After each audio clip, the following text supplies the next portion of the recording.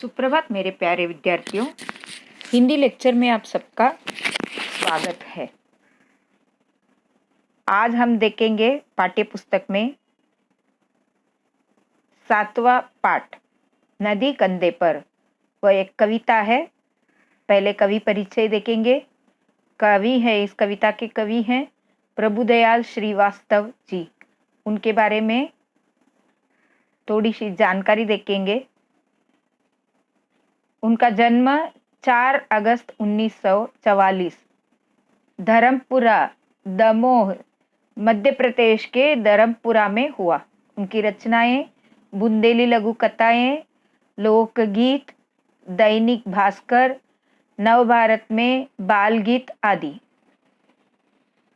परिचय, आप विगत 2 दशकों से कहानी, कविताएं, व्यंग, लघु कथाएं, गजल आदि लिखते हैं।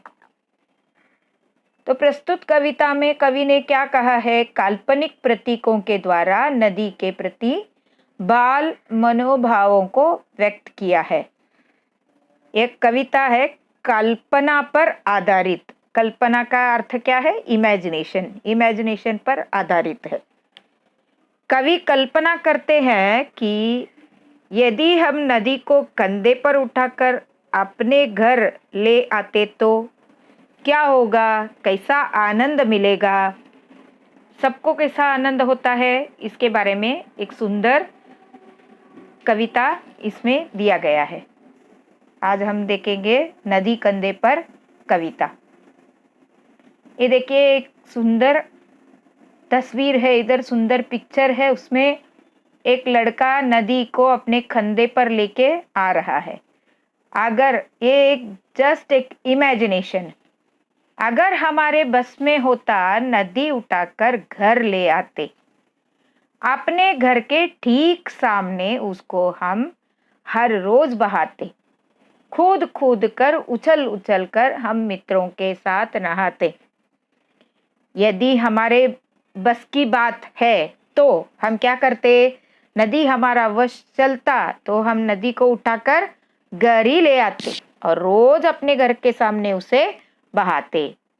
हम अपने मित्रों के साथ नदी में खूब उछलते, कूदते और देर तक नहाते। पानी में खेलने के लिए सबको अच्छा लगता है, हम देर तक नहाते। अगर हमारे बस में होता नदी उठाकर घर ले आते, अपने घर के ठीक सामने उसको हम हर रोज बहाते, कूद कूद कर, उछल उछल कर हम मित्रों के साथ नहाते। ये है उस स्टैंसा का सरल अर्थ। नेक्स्ट स्टैंसा हम देखेंगे अभी। कभी तैरते, कभी डूबते, इतराते गाते मस्ताते, नदी आ गई चलो नहाने, आमंत्रित सबको करवाते, सभी उपस्थित भद्रजनों का नदिया से परिचय करवाते, अगर हमारे मन में आता झटपट नदी पार कर जाते। हम कभी नदी में देर तक तैरते, कभी डुबकियां लगाते, कभी पानी की सतह पर आ जाते, खूब मस्ती करते, गाने गाते, अपने सभी परिचितों को आमंत्रित करते, चलिए चलिए नदी आ गई है, नहाने के लिए चलिए। इस तरह सबको आमंत्रित करते। जितने भी लोग हमारे बुलाने पर आते हैं उन सभी से, सज्जनों से नदी का परिचय करवाते।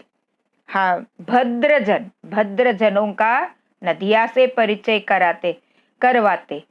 भद्रजन का अर्थ क्या है? सज्जन, अच्छे लोग, अच्छे लोगों को नदी से परिचय करवाते।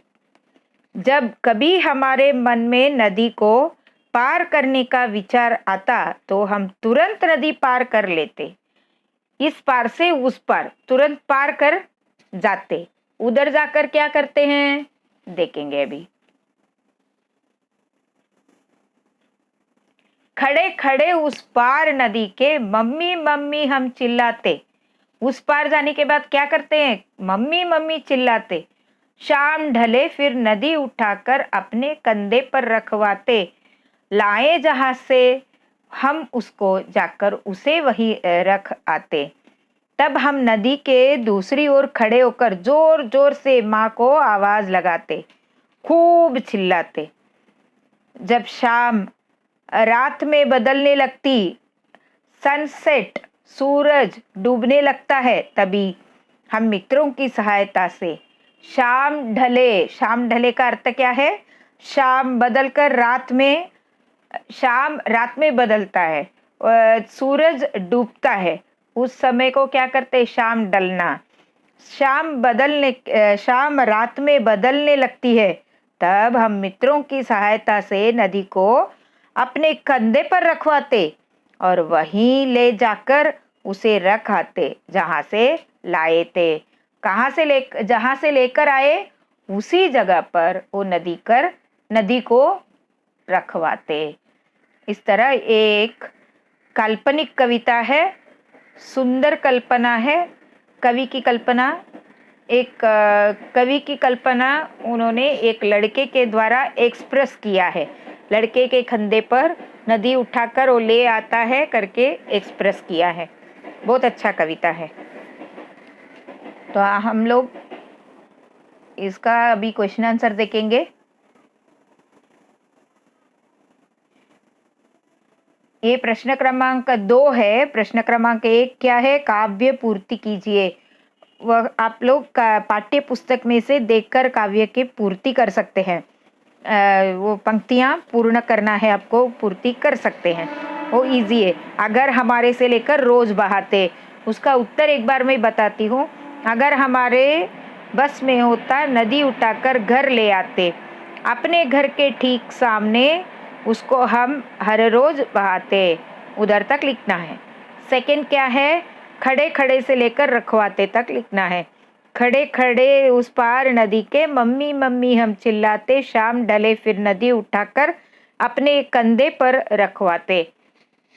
आप पाठ्य पुस्तक में से देखकर वो कॉपी डाउन कर सकते हैं। अभी प्रश्न क्रमांक 2 है।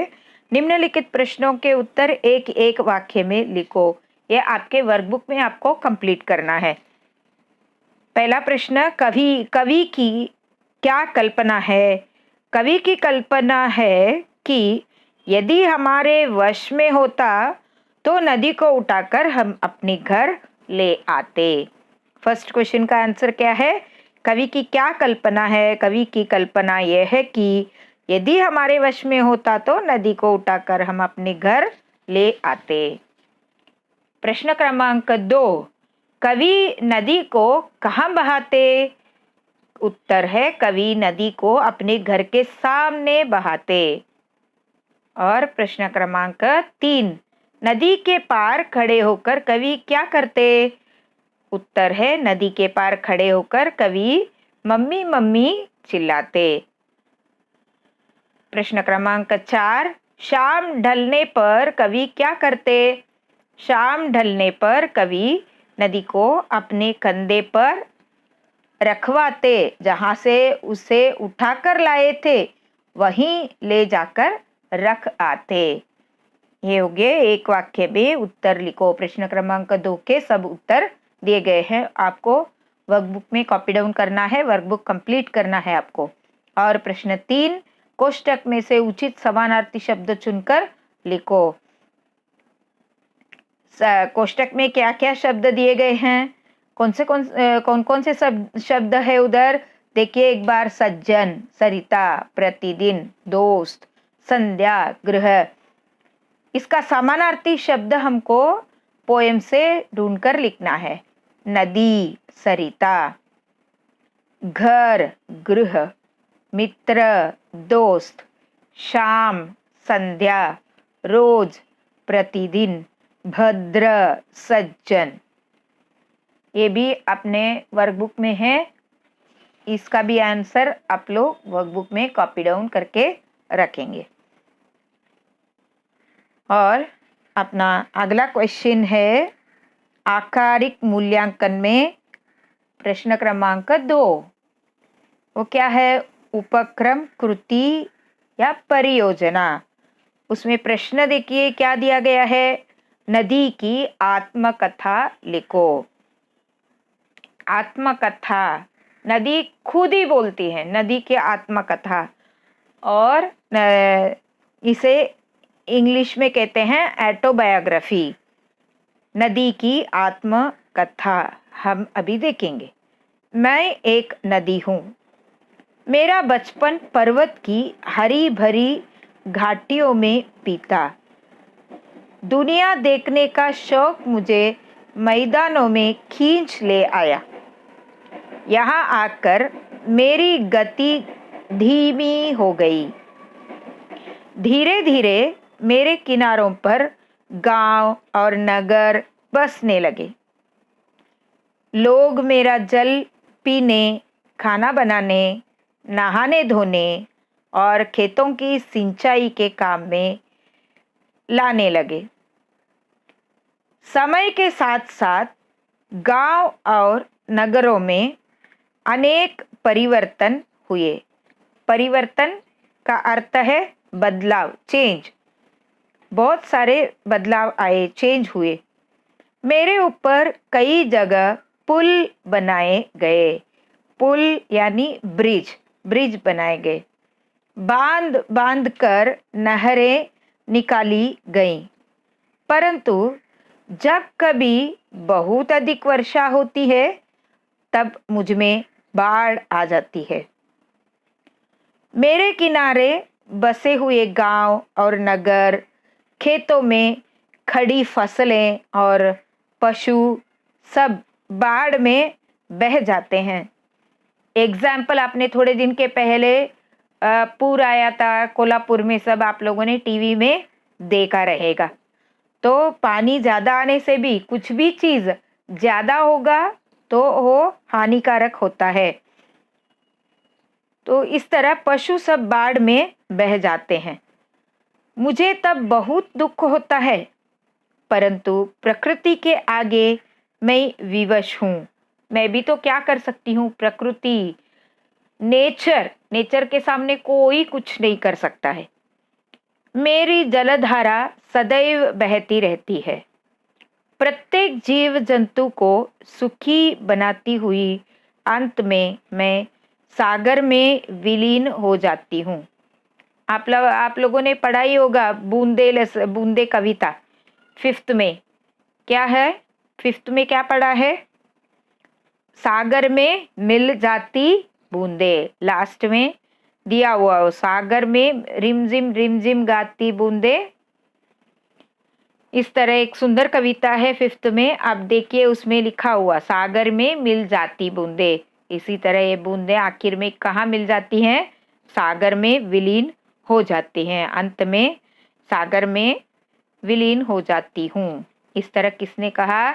नदी ने। नदी की ये आत्मकथा है। आप ये भी अपना वर्कबुक में कॉपी डाउन करके रखिए।